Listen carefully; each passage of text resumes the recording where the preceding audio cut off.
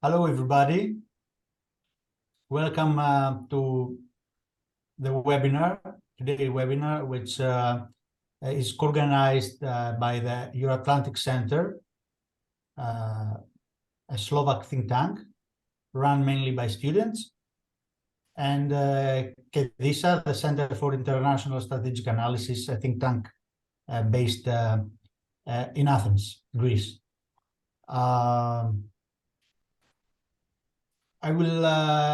haven't prepared really an introductory speech because I feel myself among friends, and I will tell you that how the idea developed between Mr. Peter Atalovic and myself to co-organize this event.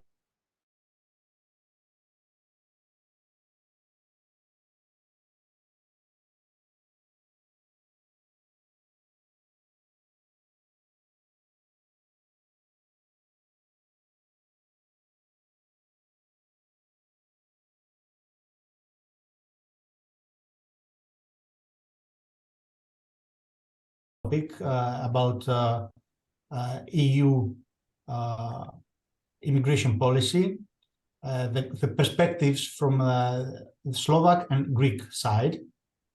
The issue of immigration is a very hot issue, mainly during the last maybe 20 years.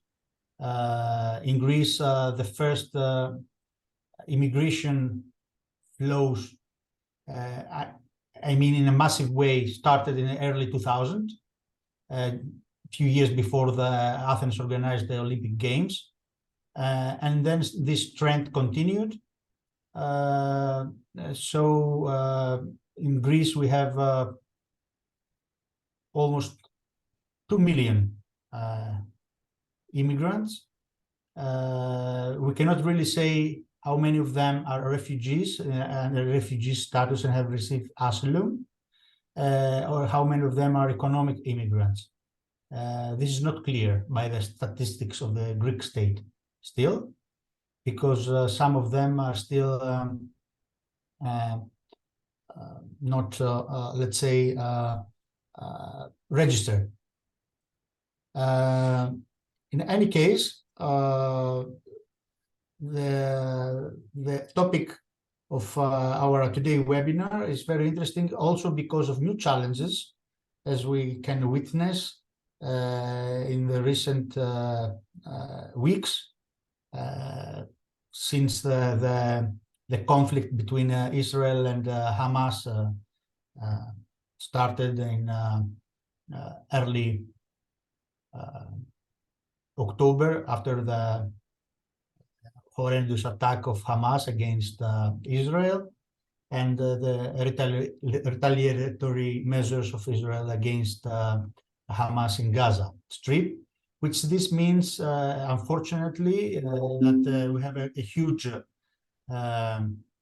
humanitarian disaster in the Gaza Strip, which may lead, it's most probably will lead, I would say certainly will lead to more immigration flows and refugee flows from the Gaza Strip to Europe. The first countries who will receive these refugees, I think it will be Cyprus and Greece, because the Arab states, mainly Egypt and Jordan, don't accept Palestinian refugees on their soil for various reasons. So I think today's topic is very interesting, and our two distinguished speakers, experts on immigration. I'm not an expert myself on this field. However, it's a very important field which I try to attend. I am a security, let's say, expert, but also immigration has a security dimension. So I would like to thank very much our two speakers, Mr. Thomas Benuska from Slovakia and Mr. Panagiotis Sfaelos, both doctors. from Greece. And also, of course, my dear friend Peter Atalovic, for his cooperation and for organizing today's event. And all of you that participate and attend our webinar today. So I wish you all the best to everyone, and the word is to Mr. Atalovic, who will be the coordinator of today's event. Thank you very much. Thank you, Andreas. Thank you for your word. Now I would like to introduce our today's special guest who agreed to take part in this webinar. So first, let me welcome Mr. Dr. Panagiotis Sfailos, who is lawyer, political scientist, and journalist, and currently Vice President and Director of Research at Center for International Strategic Analysis. He holds a PhD in EU law from the University of Kent, where he dealt with the EU law of immigration and asylum after the Amsterdam Treaty. And also currently he works as a professor of EU law at the Hellenic Police Academy.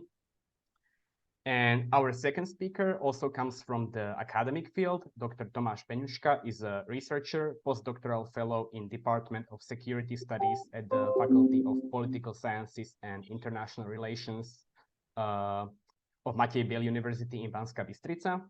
Mr. Beňuška graduated from Matěj Běl University by defending his diploma thesis on the topic of the impact of international migration on the security of states in the European Union. And currently, his scientific activities are focused on the securitization of international migration, integration of migrants into society, and also on radicalization and extremism.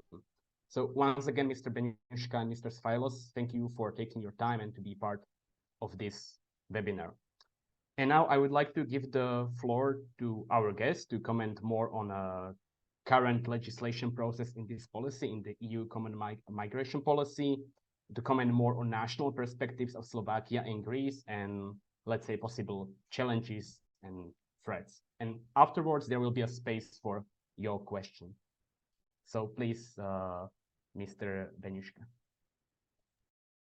Thank you very much for the introduction and also for having me. So I will start with the basics regarding the new pact, but I will not go much into detail, as Dr. Sfailos is the EU lawyer, so he will definitely take more in-depth look towards this. So I will just jump through the 5 key points that I consider the most essential or most important from this pact, and then I will move to the Slovak perspective, because that is probably the most important side of my speech, my today's speech, since our perspectives are definitely different from the Greek one. So basically, there are 5 key fields which are the most important regarding the new pact. And those are the screening regulation, the Eurodac regulation, the amended asylum procedures regulation, asylum and migration management regulation, and crisis and force majeure regulation. So I'll just jump through this.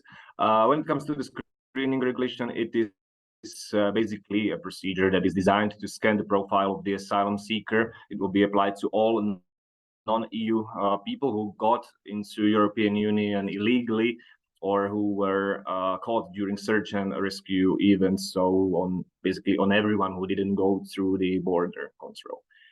This procedure is supposed to gather information about the migrant's identity, fingerprints, photo of the face, plus some health and security checks. And this biometric data will be secured in Eurodac. This is the same as we knew from this asylum policy from even before the pact. You know, the Eurodac, the European dactyloscopy, was the usual practice even back then. So that there's nothing new there. When we move towards the amended asylum procedures regulation, that is probably the first new thing about the new pact. And that is basically the new Dublin regulation. You know, the Dublin regulation was replaced by this procedure. And the principle is still the same. The first country which gets into contact with the asylum seeker is responsible for the application, be it because the country is at the external border, or be it because the authorities caught the asylum seeker being on their territory illegally. So this core principle stays. The difference is that the procedure regulation comes right after the screening and results in two different scenarios. Okay, it could be the border procedure or normal asylum procedure. The border procedure takes the asylum seeker when there is some reason for suspicion. You know, the asylum seekers gave false IDs or false passports, or are considered for various reasons to be a security risk for the host state. So these people, authorities will not let into their country while processing their asylum claim. Yet the normal asylum procedure goes to everybody else who is not suspicious, and therefore these people could be put for the asylum procedure, for the duration of the asylum procedure, even in the state. Let's move on. The most controversial from all of these 5 points or 5 fields is probably the asylum and migration management regulation, because, well, there is this so-called concept of mandatory solidarity, and this will come to pass whenever any country will feel under migratory pressure. Now, this comes, I believe, because the member states objected heavily against migration quotas. So there will be 3 ways how to help the state under the pressure. You either could relocate a certain number of asylum seekers from the country under pressure to your country. So you can imagine the countries under pressure are usually those at the external border. So, for example, Greece or Italy. So this is the one thing you can do: relocate people. Or if you don't want to relocate refugees to your territory, you can pay. It's defined as contribution, but well, it's clearly a fine. For every asylum seeker you refuse to relocate to your country, and this contribution is at 20,000 euros for a refugee, which is quite stark. And the third way to help is through operational support, to financing and operational support, such as personnel or facilities or some kind of technical support. So now, this is probably the most important or most important general knowledge regarding the pact. So I will now move towards the Slovak perspective on the common EU migration policy.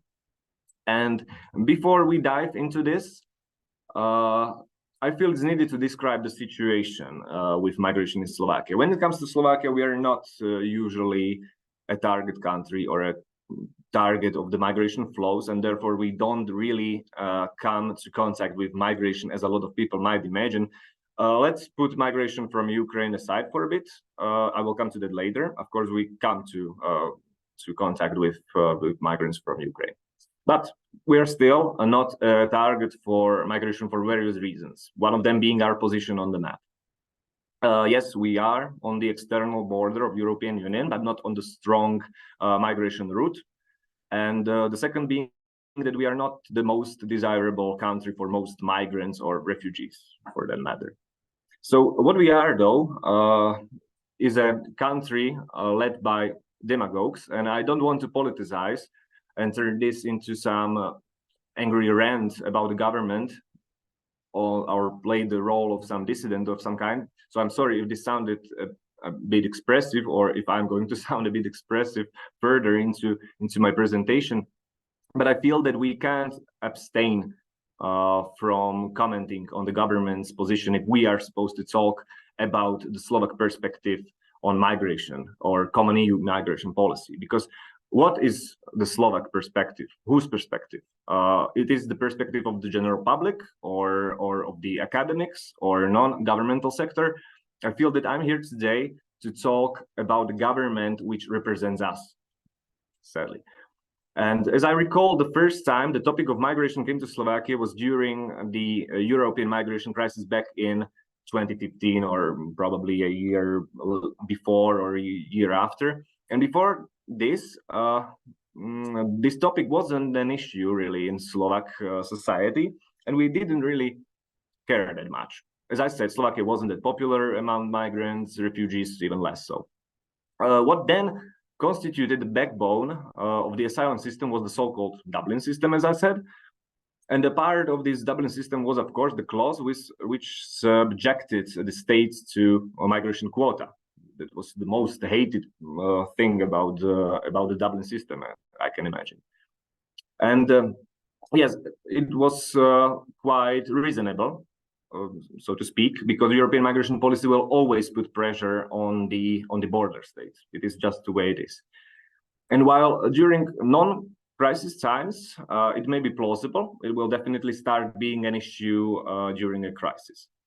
So when this happened during the European migration crisis, and the border states were obviously absolutely overwhelmed, while inland states didn't even know or how a refugee looked like. So this was the case of Slovakia as well. So when the Dublin system came crashing down, because the border states couldn't handle anymore migrants and asylum seekers, and were really relying on quotas to help them with the burden, a lot of states started refusing to take the asylum seekers based on quotas. For example, the countries of V4 or Visegrad 4, or Czech Republic, Poland, Hungary, and Slovakia. Now, this is the example of Slovak stance towards migration on basically two fronts, and hence the demagogy.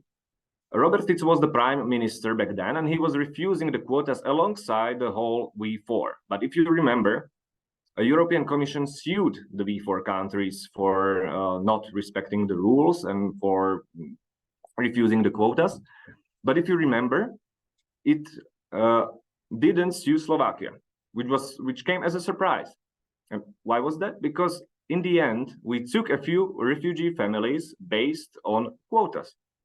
This is the Potemkin village of the Slovak politics. The government knew that Slovak general public is anti-migration, and they knew people don't really like to take orders from European Union. A great deal of Slovak general public is significantly Eurosceptic.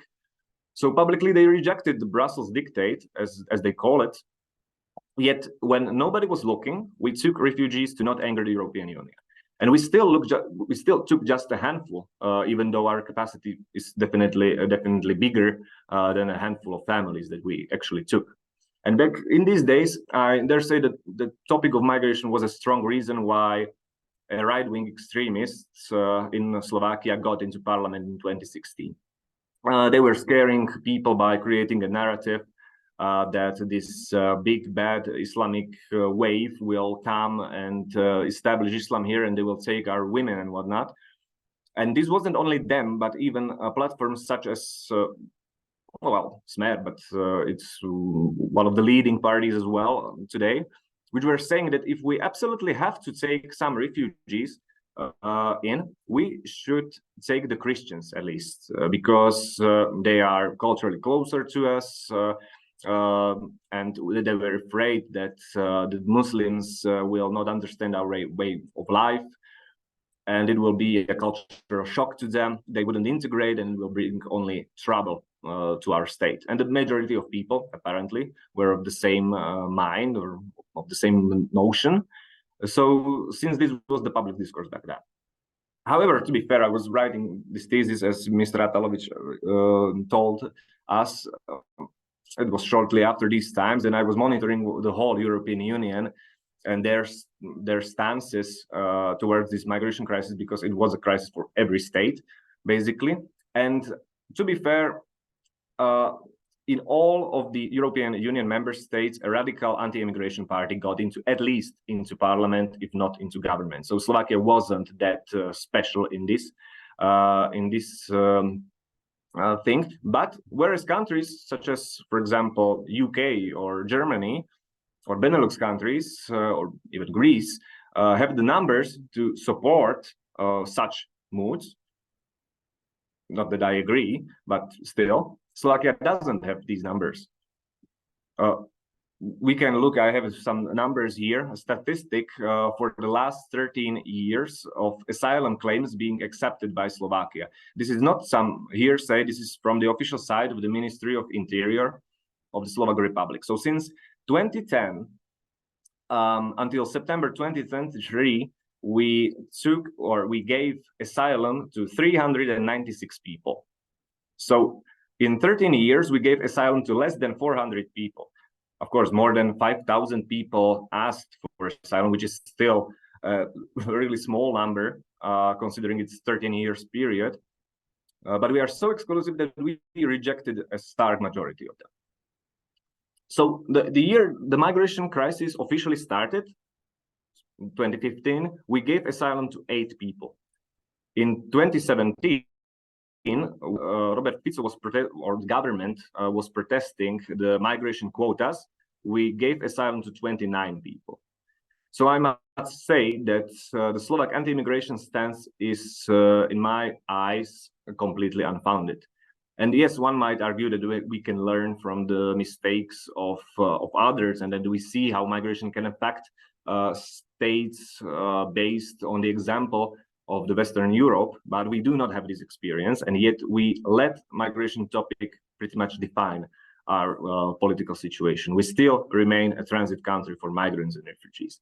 Now, let's move forward in time to the time when we actually started to have a reason to talk about migration, and that was the Russian aggression towards Ukraine. So, as a neighboring state, right next to the war zone, we started taking in the Ukrainian refugees, and of course,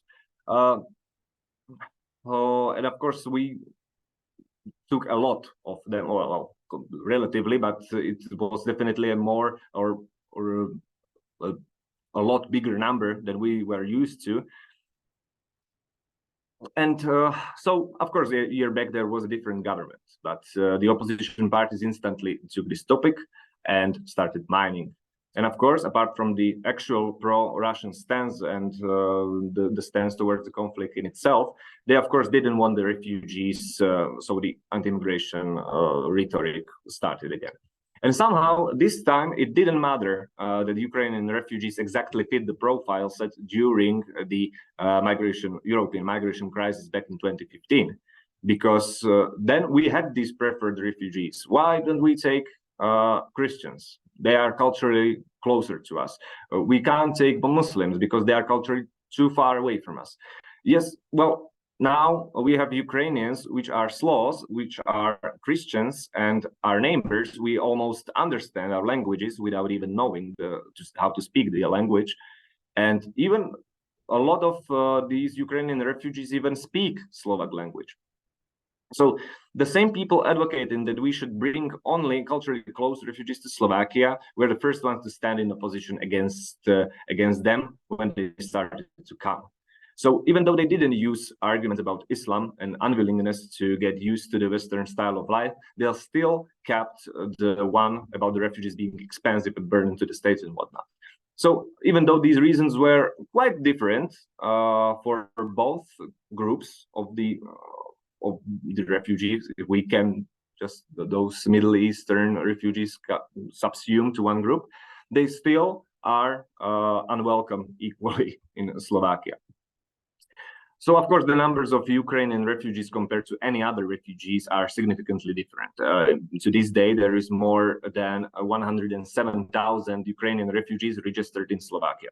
That's not a small number. But in comparison to Poland, where there's like there's almost 1 million refugees, it is a small number. But of course, Poland is a really significantly bigger country than Slovakia. But let's take, for instance, Czech Republic. In Czech Republic, there's almost 400,000 Ukrainian refugees. Yes, Czech Republic is a bigger country as well, but they are not a neighboring country. So we are back to the original statement that Slovakia is again just a transit country, even for Ukrainians. So they prefer Czech Republic to Slovakia, even though Czech Republic is not a neighboring state. And nowadays, when it comes to the topic of migration, we are back to refugees from the Middle East, and now we have a new government. And every single one of the governing parties, we had a snap election in September, and every single one of the parties that are governing now had an anti-immigration rhetoric and anti-immigration campaigns.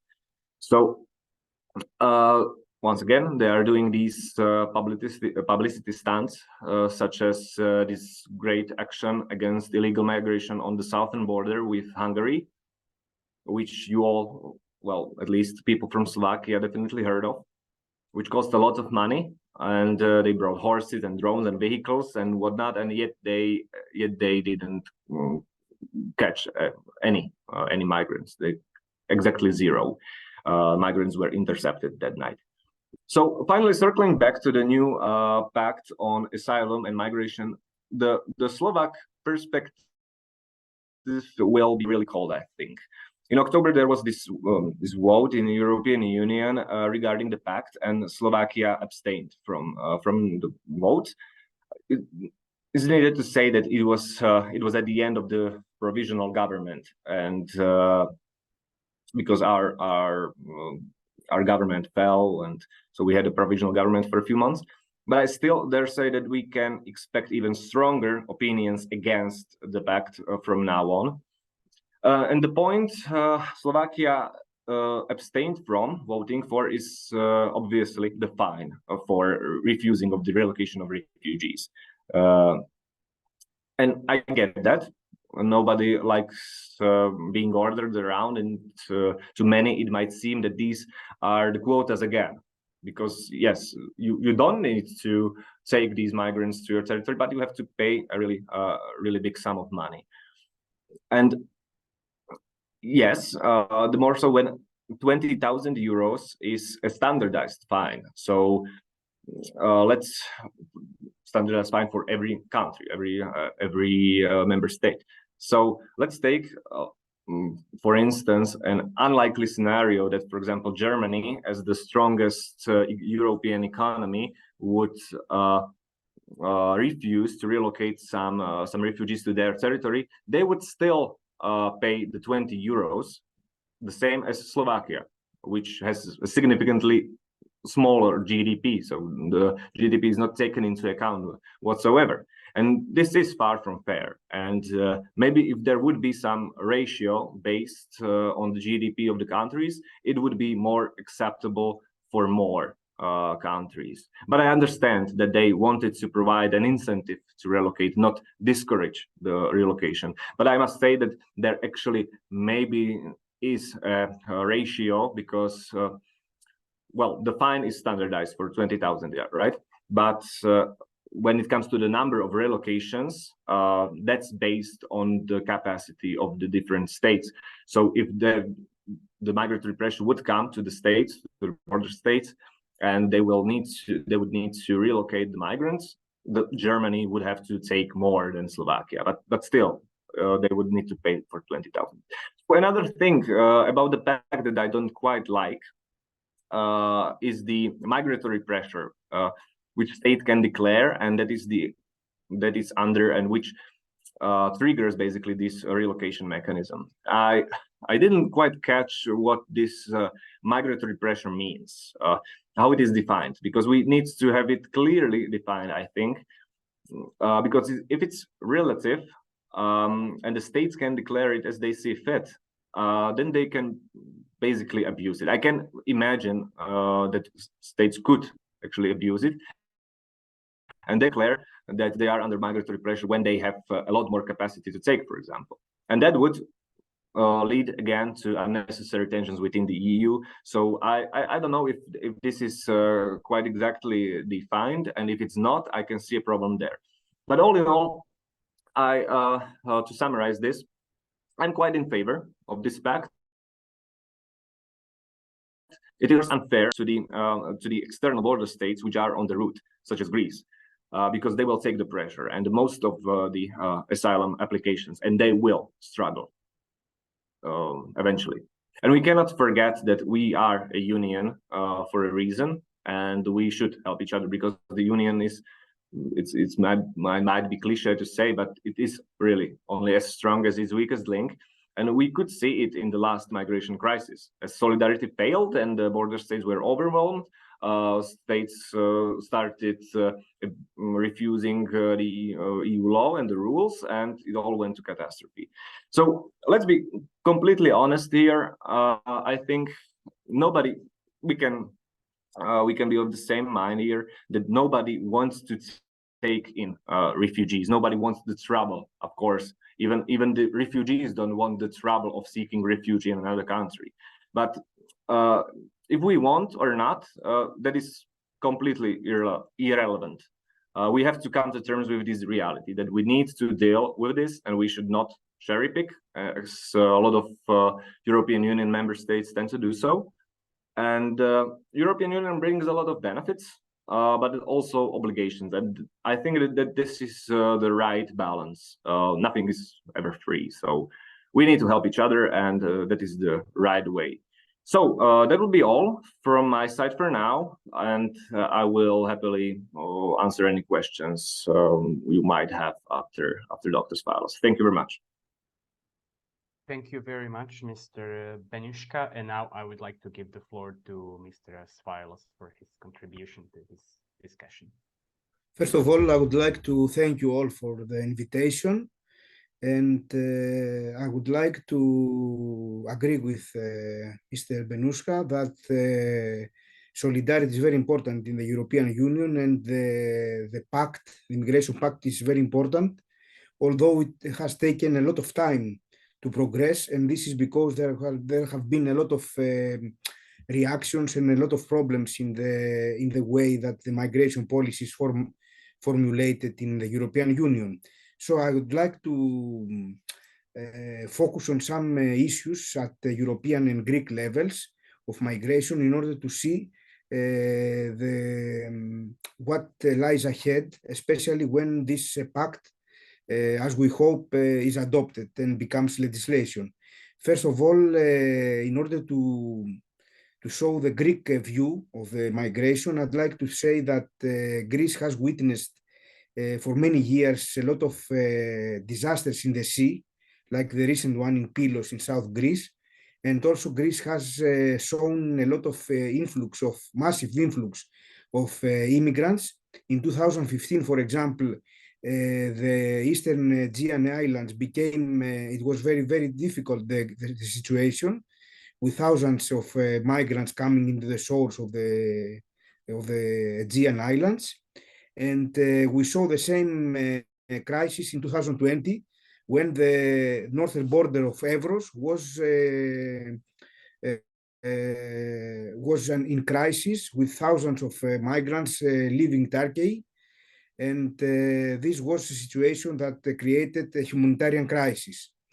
In general, I have to say that Greece and the EU have to face this challenge together, because it's a challenge of solidarity. We see that, for example, Greece and Italy also, due to their geographical position at the external borders of the EU, they have to face the huge migration flows, and they have also to be able to handle this situation, so to avoid a massive influx towards Central Europe. So the European legislation on migration has achieved many things, but at the end of the day, it has created a lot of problems in the way, because it didn't have a solid form, and of course it had a lot of problems to the distribution of migrants, because some countries didn't want to have to take a number of immigrants, an equal number of immigrants, let's say. But the fact is that there is a European migration policy, and I think at the moment has a standard of a good standard, because in the beginning, before we had the EU law on migration, we know that there was nothing we didn't have any legal protection of migrants, and we didn't have any way to handle illegal immigration. So the initial formation of the common EU migration policy was dictated by the fact that the internal borders in the European Union were starting to be abolished in the way of creating the internal market. So this means that in the 80s, as the Schengen area was created and the internal borders were dismantled, there should have been a mechanism to handle the common borders. So what happened was that we started to have some common legislation on these fields, and especially after the creation of with the Amsterdam Treaty, we had the communitarization, let's say, of the immigration policy, and the area of freedom, security, and justice was launched. So this means that in these areas, the law would become legally binding for all the member states. And the most decisive step in this process was the Lisbon Treaty, where we had the ordinary legislative process and the qualified majority voting in the area of immigration. So this was a very important step. And after that point, we have a whole body of legislation at European Union level, which can help us to handle this the migration crisis. But the problem is that the European immigration and asylum law was based on the idea of the Dublin asylum system, which was mainly in order to was created mainly in order to prevent the so-called asylum shopping. So this means that a lot of people, a lot of immigrants could have made applications in many states, in many member states. In order to avoid this, the Dublin system was established, and this happened in a period of time where we didn't have so many immigration flows, so it was quite normal to control the situation in this way. And the border states like Greece and Italy didn't have so big problem because we didn't have these migration flows that we have today. So the issue here is that the Dublin asylum system has created a lot of problems because it doesn't allow the secondary movement of migrants, which means that the migrant who enters Greece or Italy has to stay in this country. So this situation is not very good. So what we had is that the European Union Immigration Pact, in a way, tries to solve this problem. Of course, the Immigration Pact, it keeps most of the deficiencies of the Dublin asylum system, although it creates some other procedures like the force majeure and the situation, what happens in crisis situations, which can compensate for the problems of the asylum system. In a way, the EU Immigration Pact is a set of legislative measures which try to change the way that we manage immigration and asylum, because it operates in three levels. The first level of the Migration Pact, we can say that has to do with the third countries of origin in a way that can help these countries to be able to keep more of their nationals at home. The second level is to have a strong EU border management with Frontex, which means that we will have a lot of protection from the incoming migration flows.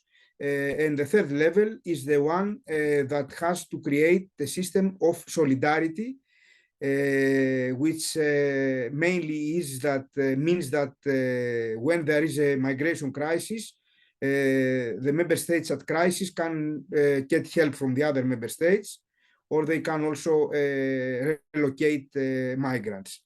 The Migration Pact that we have that is proposed it has a lot of has this legislation which is the first one is the EU Asylum Agency Regulation, which is very important because it can help improving the functioning of the common European asylum system. The second legislation is the regulation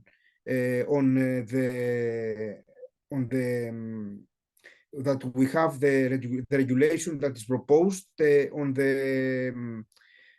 the crisis and force majeure situation, which will help the member states to deal with crisis situations and tries to help the countries at the crisis to be able to be supported.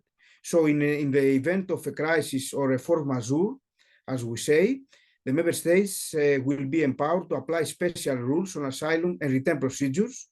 So the registration of applications for international protection can be completed no later than 4 weeks after their submission, easing this way the burden of the overburdened national asylum systems.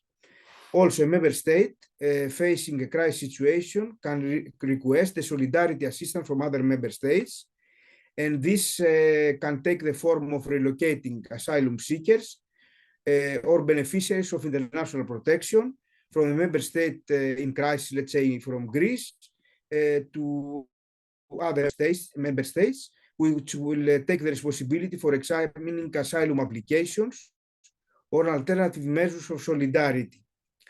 The solidarity measures in crisis periods are very important because they will give the opportunity to the member state in crisis to have a faster handling of the cases of asylum cases. So this means that we will have a mechanism which will help us in crisis periods. The problem here is that certain member states, for example, we had a lot of disagreement between different member states in the way that we see immigration. For example, Italy had a stronger view on the issue that saying that, for example, the migration flows are instrumentalized in a way that they are used in order to for other purposes, while other member states do not believe in this idea, because the thing is that there are some views that the migration flows are used by some countries in order to gain some benefits or something like this. Because you said about this financial issue, like how much money and how much funding each country will take. The issue here is that we have to protect both the member states and the migrants. And the second issue is that, for example, Greece cannot handle migration only by getting funding from the EU. It needs also other solidarity measures, more practical and some instruments to be able to share our responsibility. So the issue here is more or less about giving more support measures to the member states that have the most of the problem, and especially Greece, which is the entry point of migrants, and also receives a lot of migrants from Turkey. And here I have to say that Turkey is in a position to keep migrants in its territory, but most of the times tries to send the migrants to Greece in order to create some problems. And this is the problem of Greece that has to handle this situation, because the agreement between the European Union and Turkey in 2016 for the admission of migrants actually does not operate properly. And this is a problem. So now I would like to go more on the Greek perspective of migration policy. I have to say that Greece didn't have any migration before 1991, and so didn't have any experience on this policy field. So in early 1990s, we had some migration flows, but were very local from Albania. And the major influx of migrants started quite later in early 2000s. So the issue here is that Greece had to create, to formulate a new migration policy from scratch. This means that Greece didn't have any policy on this issue because it didn't have any migration. So gradually, Greece has harmonized its national law according to the European Union legislation by harmonizing directives and in this way creating a new framework. Greece has some peculiar problems because of its extensive borders and its extensive shores, which means that it has a lot of islands and it's not easy to guard all the front line area. So Greece has to protect both the islands and the ground from the ground borders, and this is quite problematic. Another problem is that there is a lot of bureaucracy in Greece, which means that usually the asylum cases take longer than they should normally. And many times when we have a crisis, the conditions of living, the living conditions for the refugees and the asylum seekers are not very good because of the mass influx of population. So if we have a major immigration flow, then the camps will be overcrowded, and then we have a lot of problems like we had in Lesbos in 2020, when there was a fire and there was a lot of problematic situation. Now, the ineffective implementation of migration policy is also because of the issue that is because of the ambiguity of the objectives of the policy, immigration policy planning of Greece. We have a lot of administrative problems in the implementation of our policy. We have also, we don't have a good management in order to relocate in Greece the migrants according to where they want to relocate. And also we have some other problems which is of practical nature in a way that we cannot actually help the secondary movement of migrants because of the Dublin system in order to send them in order to be able to cooperate with other countries and help the situation, some other countries to take some more migrants. So the Greece has to deploy a more long-term policy on this issue of migration. And the issue at the moment is that we have to guard our borders, and the contribution of Frontex is quite important, I would say. And also at the moment, we must help and we must press more the European Union to adopt these proposals of the Migration Pact, because as we know, these are proposals for legislation, which means that we have to see the Migration Pact to be adopted fully, and then we will see how it will operate in practical terms.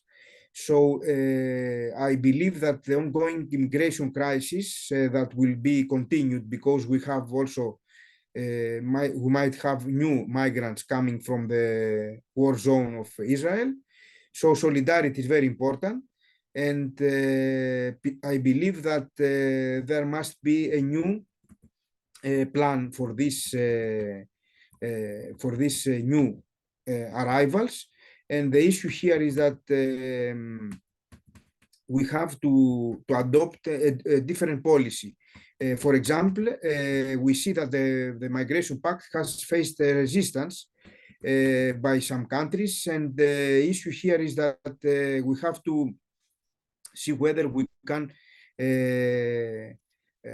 push for the final adoption of this Migration Pact.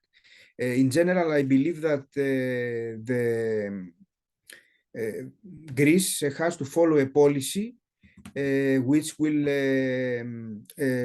harmonize all the European legislation on this issue, and it must also create a new framework in cooperation with the other member states, because I believe that the European Union has to see the problem altogether, to follow a holistic approach and not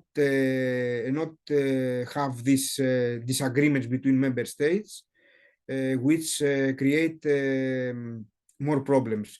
So I believe that the Migration Pact is a positive measure, and I believe that this will help the secondary movement of migrants, and I'm sure that the deficiencies of the Dublin asylum system will be rectified in a way by the provisions of the pact, which have to do with the crisis situations. That's my view. Thank you very much. Thank you very much, Mr. Sfailos, for your contribution to this debate. And now I would like to open the Q&A section. So if you wish to speak, you can just raise your hand, or you can write a question in the comment if it's not possible for you to speak. But if I may, I would like to have the very first question for both of you. As we know, in Greece and Slovakia voted this year in a parliamentary election. And I would like to know how important was the topic of migration in political campaign in both countries. Mr. Beňuška already mentioned it partly, but if you can provide more details, thank you. Okay, yes. It was even, I think they started to use this migration topic even before it actually started in Slovakia, manifesting in its greater sense. But, well, these are the two faucets or two fluxes of migrants that are coming to Slovakia, and which are definitely different, because there, as I said, there are different prejudices and different narratives to this. And there is this migration from Ukraine and the migration from the Middle East. So we could see on the billboards or on the during the political campaign that this anti-immigration rhetoric was kind of vague. It was like, we will stop migrants, but it was not defined like, well, we will stop the Muslims, or we helped Ukrainians to the higher extent. Now let's help our citizens. So it was like, yes, we are anti-immigration, and that's it. Even it doesn't really matter whether they come from Ukraine or from the Middle East. And it is very important in Slovakia, and I think that it will play a huge role, because, as I said, every single one of the today governing parties had anti-immigration rhetoric, and even social democratic parties which shouldn't have this kind of rhetoric. So, but as I said, migration really played a huge role in Slovak society always, because the people are scared of it and don't understand it, yet they think they understand it.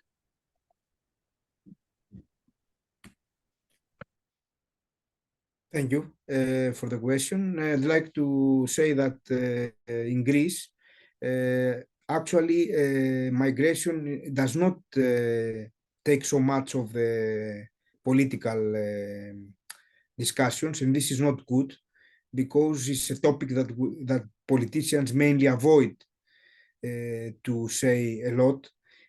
Second issue is that they use it usually in order to make the delimitation between left and right, and it depends on their motive. Like, for example, if they want to show that they are more security oriented, the politicians from a specific party, let's say, they will say that we are strict against migration in order to gain some votes. So the issue here is going like becomes a populist issue, and we don't go into the real issue. So this is the problem. The second issue is that because of the mass influx of migrants, there is a rhetoric in society against migration, and this is problematic. And another issue here in Greece is that we don't have so much. We don't. Let's say we participate in the European Union meetings and the council meetings, etc. But we don't set so many issues that we follow the agenda more or less instead of setting the agenda in the meetings of the council. This is the situation in Greece. Thank you very much. We have 2 hands raised, so I don't know which one of you have been the first, but let's say Teresia, please. Yes, thank you.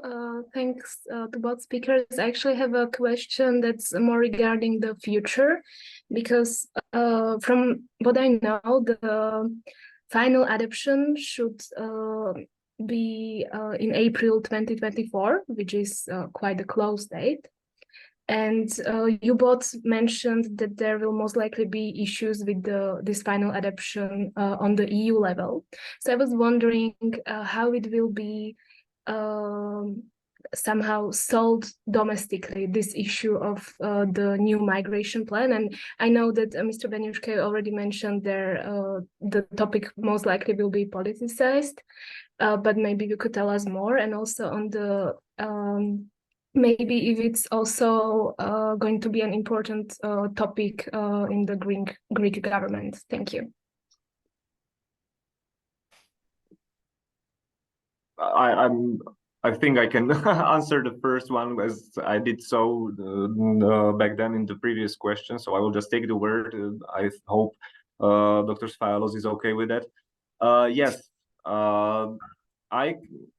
I'm afraid a bit that this will be, so to speak, weaponized to use against the pro-Western or European orientation of the country. As we can see in our government is really, well, it was at least turning towards East during their political campaigns. Were really Eurosceptic and really anti-NATO. And this will be another thing that they could use against European Union. They would interpret it in the way European Union wants us to pay for every migrant we don't want to take. And yes, when they interpret it in the way that, and they want us to pay 20,000 euros for a single one, that is a great wealth in Slovakia, and most of the voters for this government are, well, it's a social democracy, so right, we can imagine the electorate. So this will be really emotional for them, and I think that during their 4-year period of governing, I hope they will somehow adapt back their pro-Western stance, because the pro-Western stance is not sustainable. But I think they can actually remain being anti-migrants. So So I guess this will be very hard to adopt in Slovakia.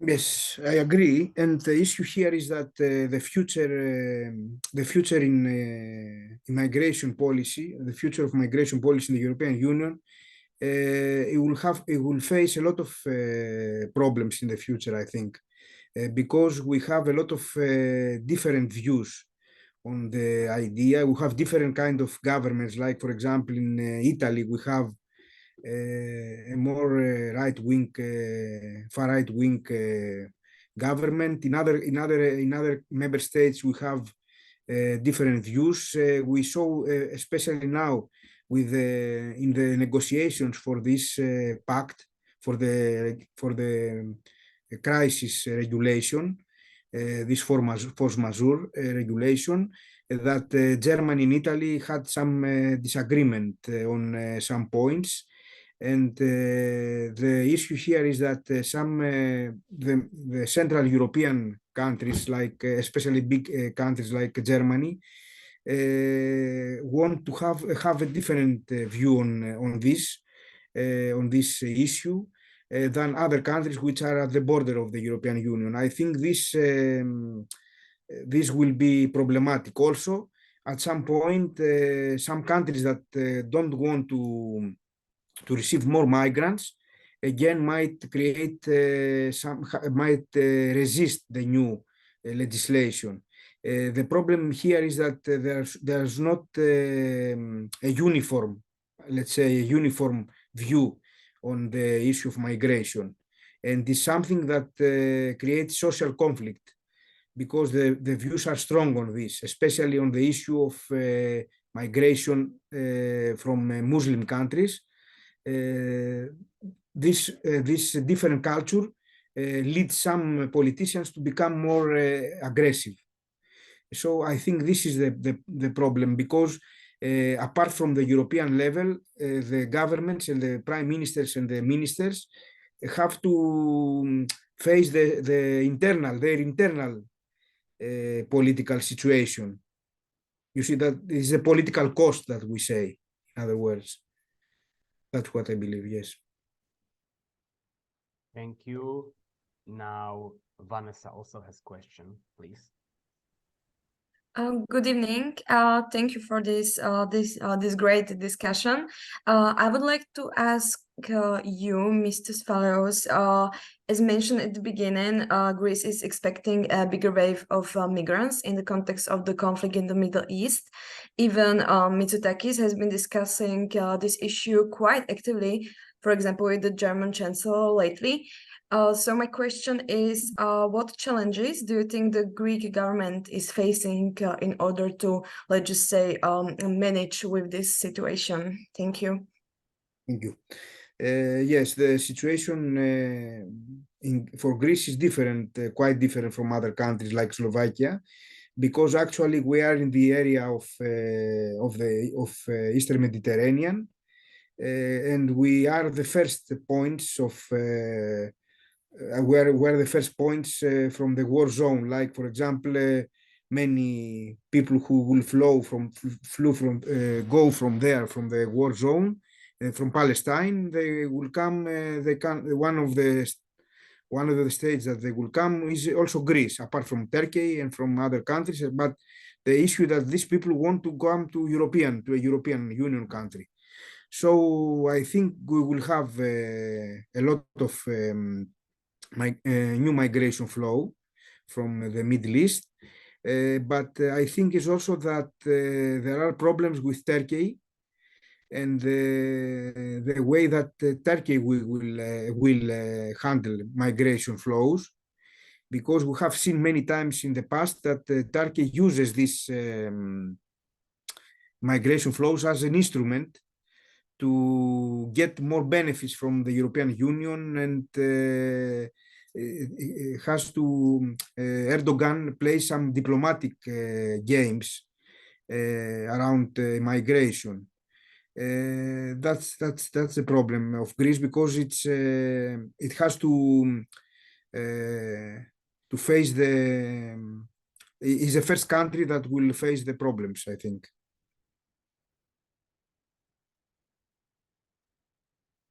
Thank you. We also have two questions in the chat, so I can read it. The first one is Italy recently reached an agreement with Albania to relocate migrants in Albania.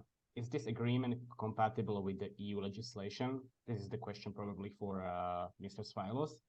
And the second one, how can the EU assure that the financial help given to the third countries, for example, Turkey, in order to help the accommodation of migrants is not used for other purposes? Okay, yes. I will start with the last one, which is related to what I said before, that Turkey wants to get some benefits, some financial benefits or other benefits from the European Union. And we have to be sure that this funding will be used for the migrants. And also, sometimes Turkey gets some money, some funding in order to keep migrants in its territory. But in the end, Turkey doesn't do that and tries to allow the migrants to be used and exploited by the traffickers. So these big networks of illegal traffickers, which use the migrants who want to go to a better country to change their life, they take them and in the end, they put them in some vessels, and in the end they are in the Aegean Sea, and most of them are drowning, like what happened in Pylos. So this is a whole network of illegal immigration trafficking, and the victims are the people, the migrants. So it's very important that the European Union must make a new agreement with Turkey in order to specifically arrange what will happen. The other point that the other part of the question was about the Italy sending migrants to Albania. Obviously, Albania is not a member state of the European Union, first of all. So anyway, this is not part of the European legal framework. Okay, but the issue here is that how can Italy decide alone about the future, about the future of these people, and how Italy can be able to know what the treatment of migrants will be in Albania, because we know also that there are problems also in Albania. There is a lot of criminality. There are a lot of problems in Albania, and Albania is not. I think is not in a state of. Is not in a position to handle so many migrants. It doesn't have the experience, I believe, from migration. So I disagree with this. I believe that this is not. This is something that is violating the EU framework, because Italy, I think the policy of Meloni is trying to create some problems in the migration policy area, I think. Thank you. Mr. Benyushka, if you want, you can. Yeah. Thank you. I can completely agree with Dr. Sfailos regarding the question of Italy and Albania. These two countries shouldn't decide the fate of these refugees. And but when it comes to the second question regarding the funding for, I know what this person asked. Well, I think that there is this fear of abusing these funds, and it's quite a lot of money. It could be a lot of money. I think that it is in the prime interest of those states to use those money towards the migrants, because otherwise they go against themselves, right? Because this is the help they are getting for their migration crisis. So I think that abusing the funding or using the funding for something else would lose its purpose even for them. So I don't think they would benefit from it. Thank you, Teresia. You have your hands raised again, please. Yes, one last question for Mr. Benyushka. So in the beginning, Dr. Sfailos mentioned that Greece needs other forms of help other than just funding. So I was wondering, like, if Slovakia has any capacity to help Greece, and if yes, then in what form? Well, definitely. I think that was a great point by Dr. Sfailos that, well, if the country or the host country is so packed with refugees that they can't really manage them, well, we can give them whatever money. But that will not help, because it's not just about the money. The refugees are not only financial burden. They are burden even regarding probably criminality. They can be used as a tool to mine political capital for rising extremists or whatnot. So there are a lot of security implications different from the financial ones. So when it comes to Slovakia, I think that the first thing that comes to mind how we could help is actually take some refugees to our territory, because we have really small number and we have the capacities to do so. Of course, we are a small country, so we can't be that helpful by ourselves. This should be like the collective initiative, but we should definitely do our part by taking a significant number of the refugees to our territory, even if that might bring along some probably negative impacts in the form of this rise of extremism or maybe even disinformation, but still we have to do our part. When you mentioned a significant number, what kind of numbers are we talking about? Yeah, that's a very good question, and I don't want to say some nonsense. I have no idea. But well, when it comes to those last 13 years, when we look on the number of asylum given, well, that's just funny. That is travesty. If we can give only asylum to like 200 people, but yes, we have like 107,000 refugees, Ukrainian refugees registered in Slovakia, and I don't think that we are packed. You know, I don't think that we can't really take any more. So it's probably up to thousands. It's up to us how we define our capacity, because I don't think that there is an exact number of people that we can actually host in Slovakia. Thank you. Another question in the chat. It is related to the European Union Agency of Asylum based in Malta. And Ms. Mariana would like to know how this agency is perceived in Slovakia and Greece, and how it can cooperate with the state bodies for a better migration policy. If I might start, well, it depends.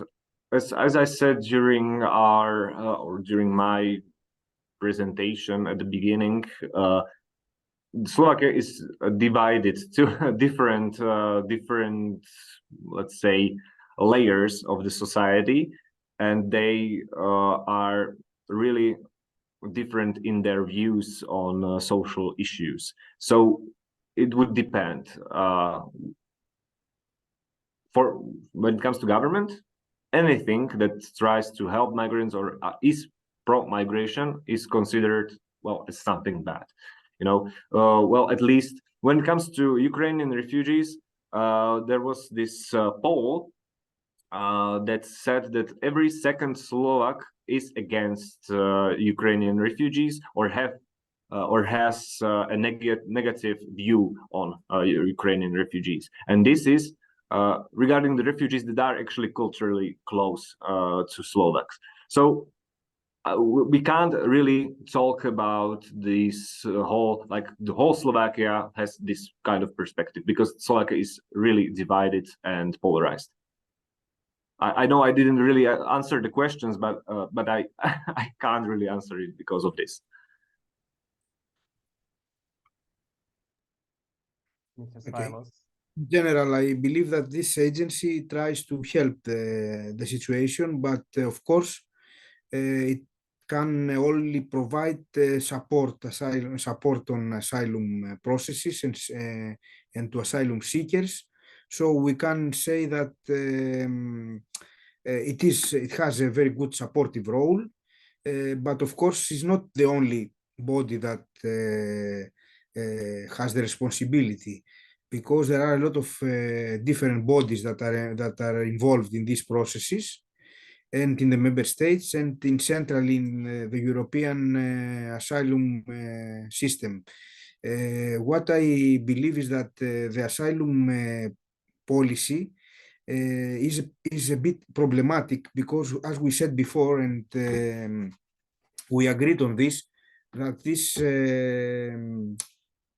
this rule of the first country taking the asylum seeker and be responsible is creating a lot of problems, but we believe that this new pact will help to compensate for this weakness by other measures which support the member states when they have a crisis, migration crisis. So this means that we can rectify the problems created by the asylum system.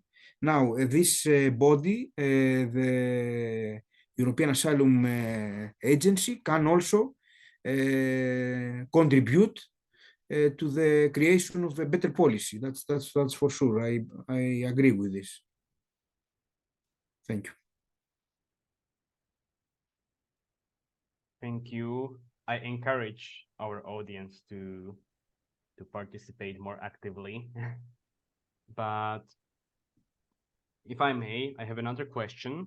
As we discussed the current regulations adopted by the Council of the European Union in June, I mean, Asylum Procedure Regulation and the Asylum and Migration Management Regulation was not adopted by the European Parliament.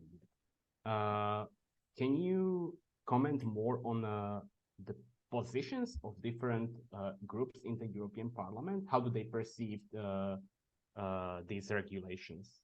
Thank you. Well, as far as I know, that the most countries were actually in favor of this, but I know that, for example, the usual suspects, Hungary and Poland, were against, and I think the Czech Republic abstained as well as Slovakia. But I don't know about the other countries that would have a negative impact or negative view. I think in general in the European Parliament there is a consensus between on this issue. I think with the People's Party and the Socialists, but the issue is here is not is that there are some other groups which might have more strong views on this. And especially Euro MPs coming from countries like Hungary or Poland, which might want to pass through their more restrictive agenda. Or in Italy, we have the new government, which is again can affect the situation. In France, also the influence of Le Pen is also affecting the situation, because even the parties that are not extreme, they are changing their policy in order to, because of the extreme parties. Like sometimes they want to stop the flow towards the extreme right, far right party, and keeping their support, so they take more extreme views, more conservative views, in order to avoid this movement of, of power to other parties. That's what happens, and this is the problem, because up to the point that we will have this pact, European Migration Pact, fully adopted, I think we will have to see, we will see a lot of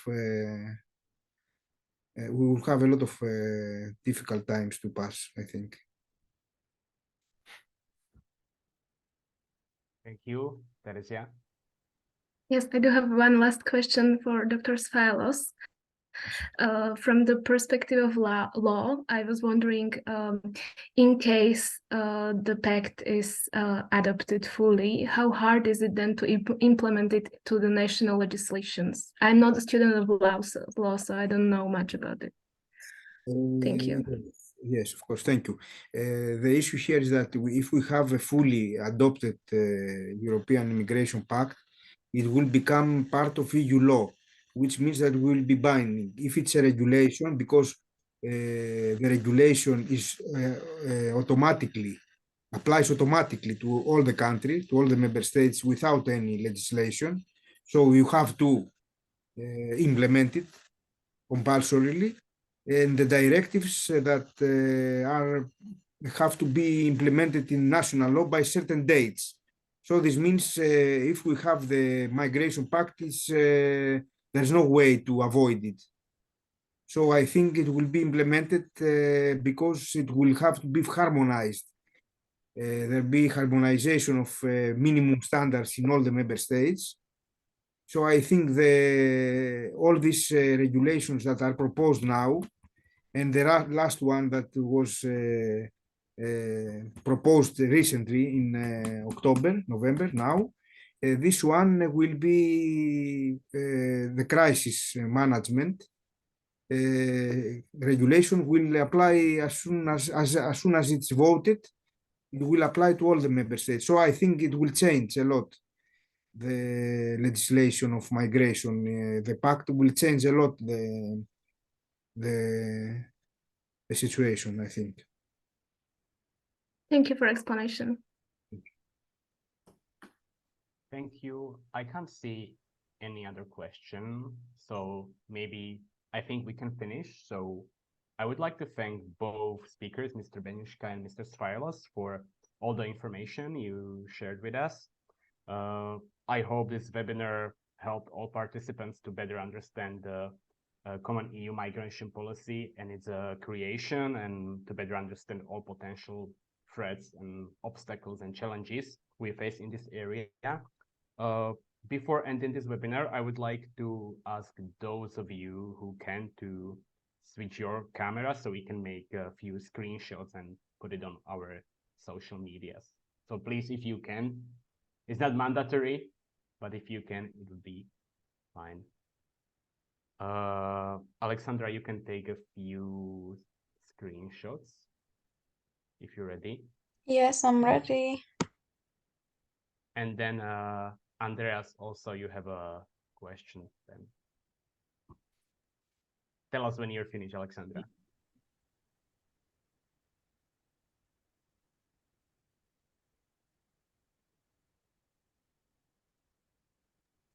Okay, I'm done. Thank you. And now, Andreas. Yes, I know I didn't want to ask a question, or I just wanted to thank everybody, especially our distinguished speakers, experts, for their presentations and their answers.